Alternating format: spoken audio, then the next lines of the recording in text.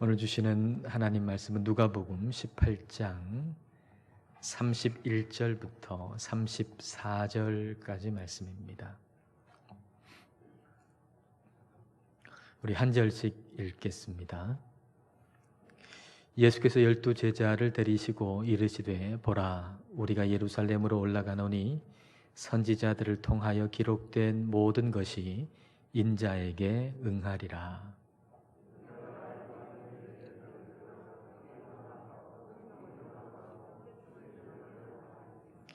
그들은 채찍질하고 그를 죽일 것이나 그는 3일 만에 살아나리라 하시되 제자들이 이것을 하나도 깨닫지 못하였으니 그 말씀이 감추었으므로 그들이 그 이르신 바를 알지 못하였더라.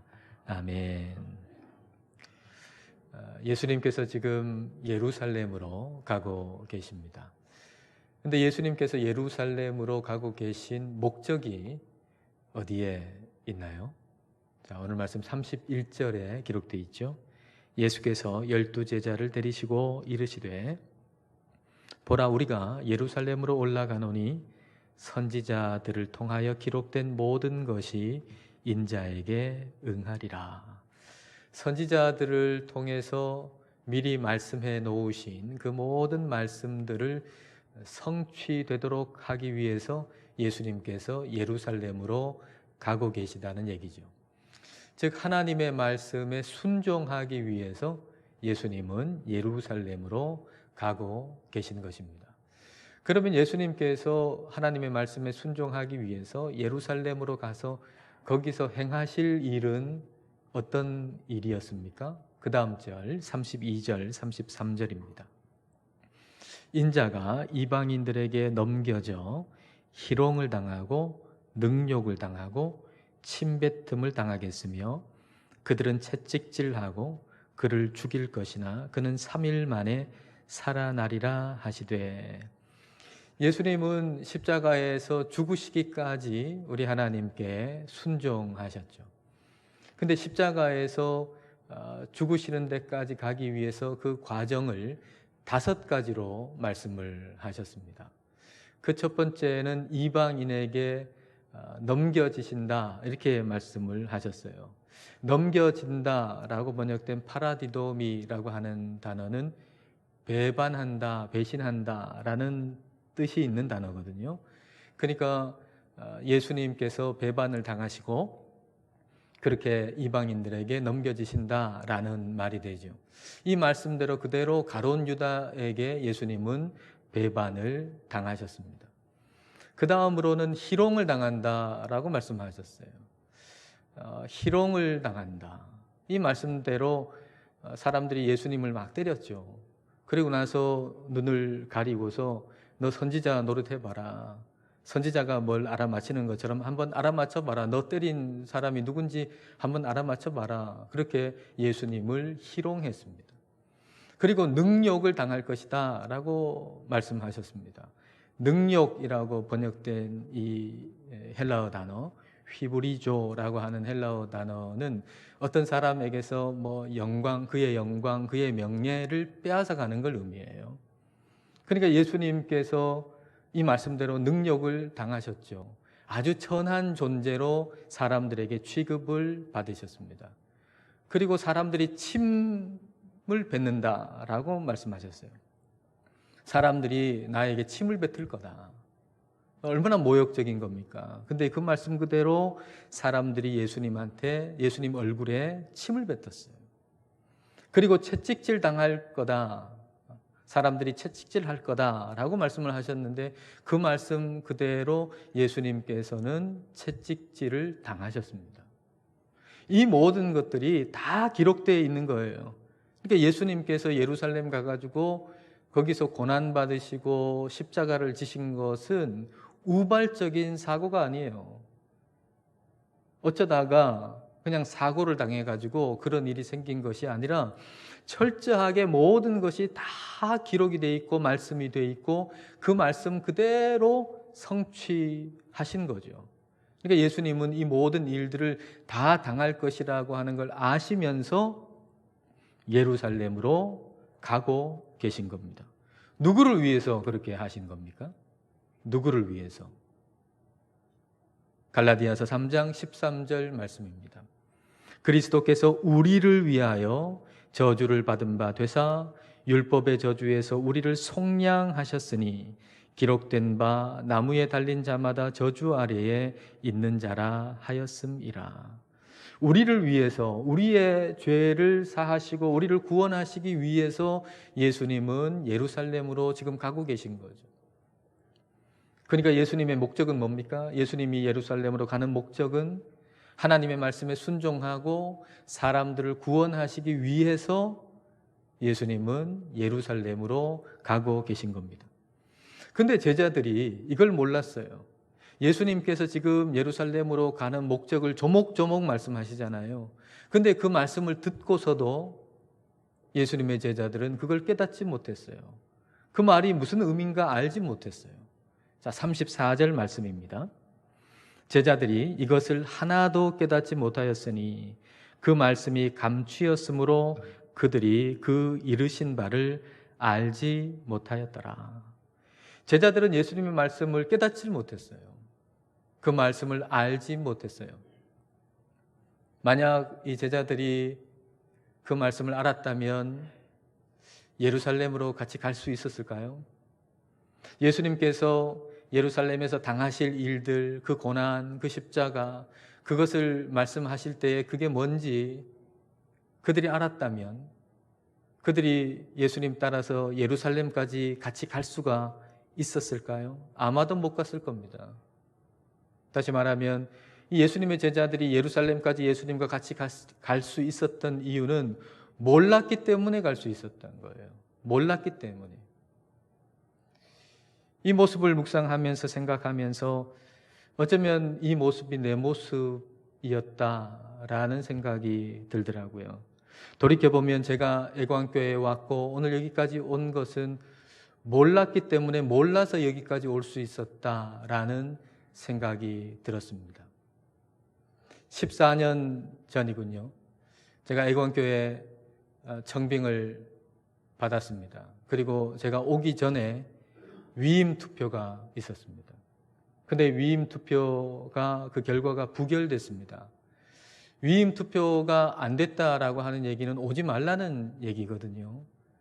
근데 제가 잘 몰라서 왔습니다. 자기의 이름을 밝히지 않고 중직자라고만 밝힌 어떤 분에게서 오지 말라는 편지를 받았습니다. 그리고 장로님 한 분은 전화를 해서 꼭 와야 된다고 하신 분도 한 분 계셨습니다. 그리고 또 편지를 쓰셔서 어서 오라고 편지를 쓰신 권사님도 한 분 있었습니다. 그때 만약 제가 애광교회의 모든 상황들을 자세히 알았다면 아마도 못 왔을 것입니다. 몰랐기 때문에 온 것이고 그리고 오늘 여기까지 올 수가 있었던 것이죠. 만일에 알았다면 못 왔을 거예요. 몰랐기 때문에. 마치 이런 거죠. 어떤 여자가 어떤 남자하고 선을 봤어요. 근데 그 남자의 지금 형편과 처지를 다 안다면 절대 그 남자하고 결혼을 못 할 텐데, 안 할 텐데 몰라서 결혼을 했고 결혼해서 같이 살다 보니까 그 남자가 너무 괜찮은 거예요. 그래서 이 남자하고 결혼한 거 참 감사하다라고 생각하는 것과 같은 것이죠. 아마 여러분에게도 그런 일이 있을 겁니다. 알았다면 시작도 할 수 없는 일인데 몰라서 시작했고 그래서 오늘 여기까지 온 일들이 아마도 여러분에게 있을 겁니다. 몰랐다는 거 그게 은혜인 거죠. 근데 몰랐다는 것 그 자체가 은혜라고 말씀드리는 게 아니라 모르는 상황에 있음에도 불구하고 하나님이 계속해서 이끌어 주시고 사랑해 주시고 포기하지 아니하시고 인도해 주셨다는 게 그게 은혜라는 말씀입니다. 제자들이 예수님께서 하시는 말씀을 깨닫지 못했다는 것 그 자체가 은혜라는 말이 아니라 예수님께서 하시는 말씀을 깨닫지 못함에도 불구하고 우리 예수님께서 포기하지 아니하시고 계속 이끌어 주시고 인도해 주셨다고 하는 것이 그게 은혜라는 얘기입니다. 오늘 말씀에 예수님께서 예루살렘 가서 고난당하고 십자가에서 죽으신다고 하는 거 처음 말씀하신 게 아닙니다. 오늘 본문에서 말씀하신 거 세 번째입니다.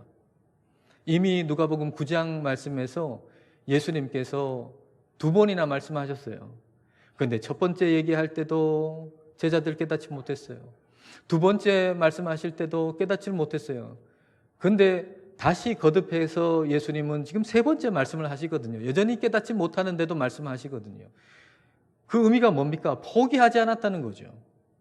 여러분, 포기한 사람한테 얘기합니까? 얘기 안 하죠. 너 포기했어. 더 이상 얘기 안 합니다. 포기하면. 근데 예수님은 제자들이 알아듣지도 못하고 깨닫지도 못하는데 포기하지 않으셨다는 거예요. 포기하지 아니하시고 끝까지 말씀하시고 또 말씀하시고 인도하시고 이끌어 가신다는 거죠. 주님 가시는 그 길에 계속해서 이끌어 가신다는 거예요. 31절 말씀에 제자들을 데리시고라고 했는데 그 데리시고라고 번역되어 있는 그 단어는 아주 강력하게 이끌어 가시는 걸 의미하는 겁니다. 그러니까 우리 예수님께서 알아듣지도 못하는 그 제자들에게 은혜를 계속 베풀어 주셨다라고 하는 얘기입니다. 그러면 깨닫지 못한 상태로 그대로 있어도 괜찮다는 얘기입니까? 결코 그런 얘기는 아니죠. 깨닫지 못한 상태에서 은혜를 계속 베풀어 주셨다고 해서 깨닫지 못한 상태로 그대로 있어도 괜찮다, 좋다라고 하는 얘기는 결코 아닙니다. 제자들이 계속 그 상태에 머물러 있다면 예루살렘까지는 갈 수 있을지 모르겠지만 예루살렘을 넘어 온 유대와 사마리아와 땅끝까지 갈 수는 없는 것입니다. 우리는 예루살렘에 머무는 것이 아니라 더 나아가서 예루살렘을 넘어서 온 유대와 사마리아와 땅끝까지 나아가서 주님의 증인으로 살아야 하는 겁니다. 더 큰 은혜가 있어요. 더 큰 은혜. 그것은 주님의 말씀을 깨닫고 고난이 있다라고 하는 것을 알면서도 주님을 따라서 전진해 나가는 것, 그것이 더 큰 은혜입니다. 이것은 삶의 목적이 바뀌어야 가능한 일이죠. 우리 주님께서는 죄인인 우리를 위해서 십자가에서 죽으셨는데 우리를 위해서 십자가에서 죽으신 이유는 우리의 삶의 목적을 바꾸어 주시기 위해서 죽으신 거예요. 우리의 삶의 목적을 바꾸어 주시기 위해서. 고린도후서 5장 15절 말씀입니다. 그가 모든 사람을 대신하여 죽으심은 살아있는 자들로 하여금 다시는 그들 자신을 위하여 살지 않고 오직 그들을 대신하여 죽었다가 다시 살아나신 이를 위하여 살게 하려 함이라. 여러분, 이 말씀을 나에게 그대로 적용해서 우리가 읽는다면 이렇게 읽을 수가 있겠죠. 자, 여러분의 이렇게 적용해서 이 말씀 같이 한번 읽어보겠습니다. 예수님이 나를 대신하여 죽으심은 나로 하여금 다시는 나 자신을 위하여 살지 않고 오직 나를 대신하여 죽었다가 다시 살아나신 예수님을 위하여 살게 하려 함이라. 왜 예수님께서 우리를 위해 죽으셨나? 다시는 나 자신을 위해 살지 않고 예수님 위해서 살 수 있도록 인생의 목적을 바꾸어 주시기 위해서 나를 위해 죽으셨다는 거예요. 그런데 우리는 인생의 목적을 바꾸지 않은 채 신앙생활을 하는 경우가 참 많아요. 하나님이 나를 위해 죽으셨으니까 내가 얼마나 귀한가, 내 행복이 곧 하나님의 행복이지. 그리고 이전보다 더 자기중심적으로 살아가는 사람들이 있어요. 예배당에 와서 교회 공동체 안에 들어와 있음에도 불구하고 내 영광, 내 이름 위해서 살아가는 경우가 얼마나 많은가요? 예수님은 그렇게 하라고 우리를 위해서 죽으신 게 아니라 더 이상은 나를 위해 살지 말고 주님 위해 살라고 우리의 인생의 목적을 바꾸어 주시기 위해서 예수님이 죽으셨다는 것입니다. 예수님의 목적이 뭔가요?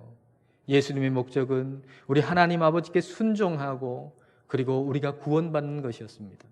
마찬가지로 십자가의 은혜를 아는 우리의 목적은 예수 그리스도의 말씀에 순종하고 나를 통해서 사람들이 예수님을 알고 복음을 알고 구원받는 것, 이게 바로 우리의 삶의 목적이 되어야 합니다. 목적이 바뀌어야 주님께서 주신 말씀을 깨달을 수 있어요. 목적이 바뀌지 아니하면 주님 말씀을 읽어도 깨닫지를 못해요. 들어도 깨닫지를 못해요. 목적이 바뀌어야 주님의 말씀을 듣고 깨달을 수 있습니다. 바울이 예루살렘으로 가는 길에서 우리가 이것을 볼 수가 있는데요. 바울이 예루살렘으로 가는 그 모습이 오늘 예수님께서 예루살렘으로 가시는 모습하고 아주 비슷합니다. 바울도 예루살렘에 가면 고난이 있다는 거 그거 알고 예루살렘으로 갔거든요. 사도행전 20장 22절과 23절입니다. 보라, 이제 나는 바울이죠. 성령에 매여 예루살렘으로 가는데 거기서 무슨 일을 당할는지 알지 못하노라. 오직 성령이 각성해서 내게 증언하여 결박과 환난이 나를 기다린다 하시나. 성령님이 바울에게 말씀을 하세요. 예루살렘 가면 너 거기서 결박당할 거고 환난도 당할 거다. 어려움 당할 거다. 고난이 있을 거다. 핍박이 있을 거다. 그렇게 성령님께서 말씀을 하셨어요. 근데 그 고난받을 거, 어려움 있을 거 알면서도 성령에 매여서 성령님께 이끌려서 예루살렘으로 간다라는 얘기예요. 근데 바울의 제자들은 영 다른 얘기를 해요. 반대 얘기를 하는 거예요. 바울에게. 자, 사도행전 21장 4절입니다. 제자들을 찾아 거기서 이래를 머물더니 그 제자들이 성령의 감동으로 바울더러 예루살렘에 들어가지 말라 하더라. 바울의 제자들도 성령의 감동을 받았어요. 성령으로부터 음성을 들었어요. 그리고 나서 바울한테 예루살렘으로 가지 말라고 얘기해 주는 겁니다. 여러분, 같은 성령님께서 바울에게는 이렇게 얘기하고 바울의 제자들에게는 저렇게 얘기하셨을까요? 같은 성령님이 여기서는 이렇게 얘기하고 저기서는 영 다른 얘기를 또 이렇게 하고 그렇게 하신 걸까요? 그럴 수 없죠. 성령님은 동일한 걸 말씀하셨어요.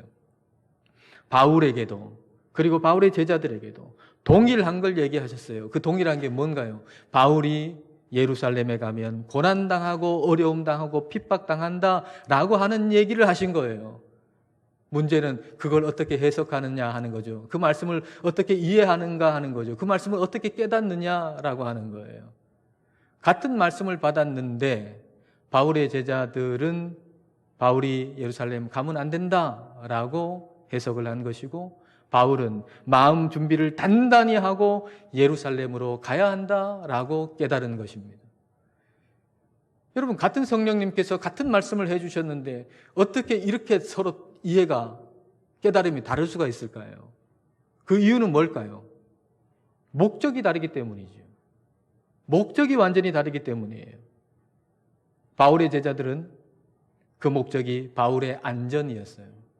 바울의 안전을 목적으로 하고서 성령님이 주시는 말씀을 들으니까 바울이 예루살렘 가면 고난당한다라고 하는 말씀을 들으니까 목적이 바울의 안전에 있으니까 어떻게 해석할 수밖에 없나요? 아, 그러면 예루살렘 가면 안 되지 라고 생각할 수밖에 없잖아요. 해석할 수밖에 없잖아요. 그렇게 이해할 수밖에 없잖아요. 근데 바울의 목적은 편안한 게 아니었어요. 고난받지 않는 것이 아니었어요. 주님의 말씀을 따라 살아가는 것이었고 그 말씀에 순종하는 것이었고 사람들이 복음을 듣고 구원받는 것이 바울의 목적이었습니다. 그래서 성령님께서 예루살렘 가면 고난당한다라고 하는 그 말씀이 이렇게 들린 거죠. 이렇게 이해된 거죠. 너 예루살렘 가면 핍박당하고 고난당하고 어려운 일 많을 거다. 그래도 같이 갈래. 핍박 있고 어려움 있을 거다라고 하는 그 전자의 이야기보다는 후자에 초점이 있는 거죠. 그래도 나하고 같이 갈래. 여기에 초점을 두고 예 주님 가겠습니다. 예 주님 가겠습니다. 그렇게 해서 고난이 있는 줄 알면서도 예루살렘까지 갔고 그렇게 예루살렘까지 가니까 예루살렘에서 그친 것이 아니라 예루살렘을 넘어 로마까지 복음을 전하기 위해서 바울이 갈 수 있었던 것입니다. 더 큰 은혜는 어려움이 있는 줄 알면서도 우리 주님과 함께 전진해 나가는 겁니다. 더 큰 은혜는 고난이 있고 어려움이 있는 줄 알면서도 우리 주님과 함께 전진해 나가는 거, 이게 더 큰 은혜입니다. 오늘 우리는 잘 몰라서 여기까지 왔는지도 모르겠습니다. 다 알았다면 왔겠습니까? 아마 못 왔을 겁니다. 다 알았으면 예수님 믿었겠습니까? 아마 그렇지도 못했을 겁니다. 어쩌면 몰라서 여기까지 왔는지도 모르겠습니다. 은혜죠. 그러나 더 큰 은혜가 있어요. 여기에 머물러서는 안 돼요. 우리는 예루살렘을 넘어서 온 유대와 사마리아와 땅끝까지 가야 합니다. 우리는 예루살렘을 넘어서 로마까지 가야 합니다. 이 길은 목적이 바뀌어야 갈 수 있어요. 목적이 바뀌지 않으면 우리는 더 이상 나갈 수 없을 겁니다. 그냥 여기에 머물러서 앞으로 우리에게 주어진 목숨, 그게 10년이든지 20년이든지 고만고만하게 그냥 몇 년 살다가 죽을 겁니다. 목적이 바뀌어야 여기에 머무르지 아니하고 더 나아갈 수 있습니다. 하나님이 나아가게 하시는 데까지 나아갈 수 있습니다. 목적이 바뀌어야. 오늘 말씀 묵상하면서 떠오른 찬송이 323장이었는데요. 323장 펼쳐가지고 그 가사를 읽는데 얼마나 마음이 뜨끔한지요. 323장 3절 가사 한번 볼까요? 존귀 영광 모든 권세 주님 홀로 받으소서. 멸시천대 십자가는 제가 지고 가오리니 이름 없이 빛도 없이 감사하며 섬기리다. 이름 없이 빛도 없이 감사하며 섬기리다. 이 찬송의 가사를 읽는데 이 찬송의 가사에 고백하고 제가 너무 멀리 떨어져 있는 것이 아닌가 하는 생각이 들었습니다. 여러분 어떤가요? 이 찬송의 고백이 여러분의 고백이신가요? 이 찬송의 고백하고는 너무 멀리 떨어져 있지는 않으신가요? 이 찬송을 부르기조차 미안할 정도로 제 마음이 그랬습니다. 이 찬송을 부르기조차 미안할 정도로 이 가사에 고백하고 나하고 너무 많이 떨어져 있는 것 같다, 이런 생각이 들었습니다. 목적이 바뀌어야 이 찬송의 고백이 내 고백이 됩니다. 목적이 바뀌지 않는 이상 앞으로 100번 예배당에 와도 1000번 예배를 드려도 이 고백은 나의 고백이 될 수 없습니다. 목적이 바뀌어야 이 찬송의 고백이 나의 고백이 될 수가 있습니다. 주님께서 우리에게 앞으로 가야 할 길 험하고 힘들고 어려운데 그래도 같이 갈래? 라고 하실 때 우리가 그 앞에 있는 말, 앞으로 가야 할 길 힘들고 어렵다는 거기에 초점이 있지 아니하고 그래도 나하고 같이 갈래? 여기에 초점을 두고 우리 주님과 같이 예, 가겠습니다 라고 우리가 선뜻 대답할 수 있으려면 목적이 바뀌어야 합니다. 우리 예수님과 같은 목적을 가지고 있어야 우리는 그런 대답을 할 수가 있습니다. 예수님의 제자들은 삶의 목적이 바뀌는 은혜를 받았어요. 여러분, 우리가 힘 쓴다고 그런 목적이 바뀔 수 있겠습니까? 주님의 은혜를 베풀어 주셔야, 목적이 바뀌는 은혜를 베풀어 주셔야 가능한 거죠. 그런데 제자들은 그런 은혜를 받았습니다. 그렇다면 우리도 그런 은혜를 받을 수 있다는 거죠. 오늘 본문에서 예수님께서 말씀해 주셨는데 그걸 깨닫지를 못했어요. 알아듣지를 못했어요. 왜 그럴까요? 목적이 딴 데 있기 때문이죠. 제자들은 예루살렘 가면 예수님께서 예루살렘에서 왕이 되실 거고 그러면 우리는 높은 자리 한 자리씩 할 수 있을 거다 하는 기대에 가득 차가지고 지금 예루살렘으로 가고 있는 거예요. 목적이 예수님하고는 완전히 다르죠. 나의 영광, 나의 명예에 있는 거예요. 내가 예수님 믿으면 내가 성공하고 더 높은 자리에 있고 그리고 영광을 얻고 많은 걸 얻을 것이다 라고 하는 목적을 가지고 지금 예루살렘에 가는 거예요, 말하자면. 그러니 예수님께서 하시는 말씀이 이해가 되겠어요? 깨달아지겠어요? 아무리 성경을 읽어도 아무리 설교를 들어도 깨달아지지 않는 거죠. 이해가 안 되는 거죠. 귀에 들어오지 않고 마음에 들어오지 않는 거죠. 목적이 다르니까 말이죠. 그러나 그 이후에 그들의 목적이 바뀌었어요. 성령님이 은혜를 베풀어 주셔서 그들의 목적이 바뀌었어요. 그 모습을 우리는 사도행전 5장에서 보게 되죠. 사도행전 5장 40절과 41절입니다. 그들이 예수님을 따르는 자들을 대적하는 사람들입니다. 그들이 옳게 여겨 사도들을 불러들여 채찍질하며 예수의 이름으로 말하는 것을 금하고 놓으니 사도들은 그 이름을 위하여 능력받는 일에 합당한 자로 여기심을 기뻐하면서 공회 앞을 떠나니라. 주님의 이름을 위해서 능력받는 일을 영예로운 일로 여겼다는 겁니다. 어떻게 이게 가능한 일이죠?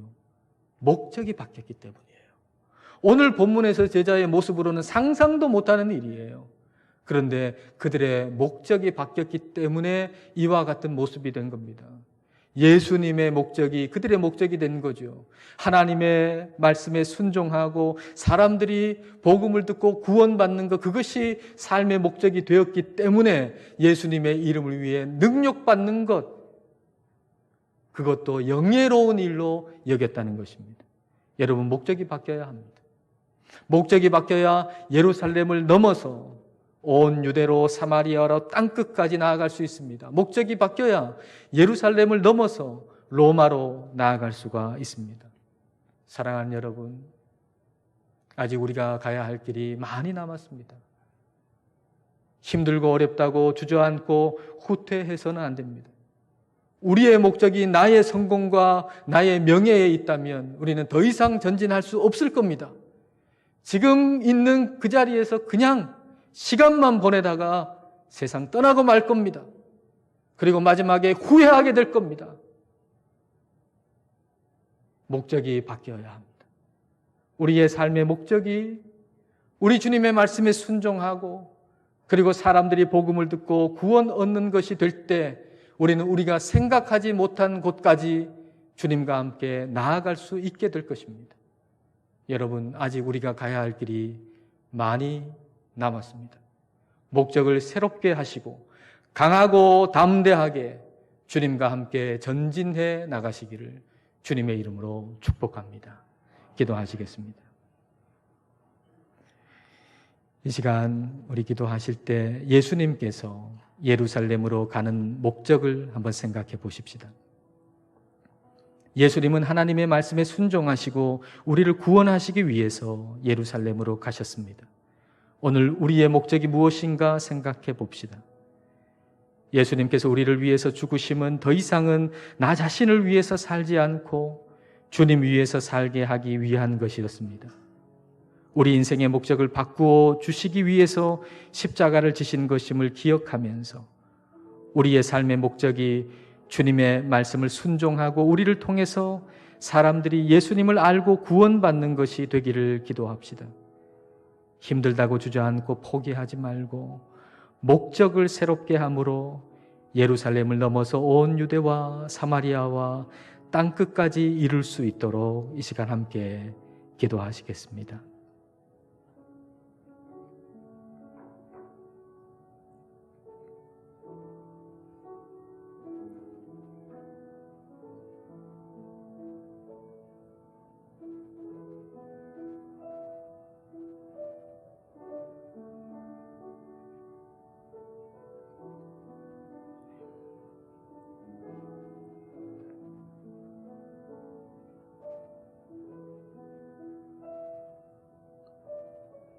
인생의 주인 되시는 하나님 아버지, 저희에게 오늘을 살아갈 수 있게 하신 것을 감사드립니다.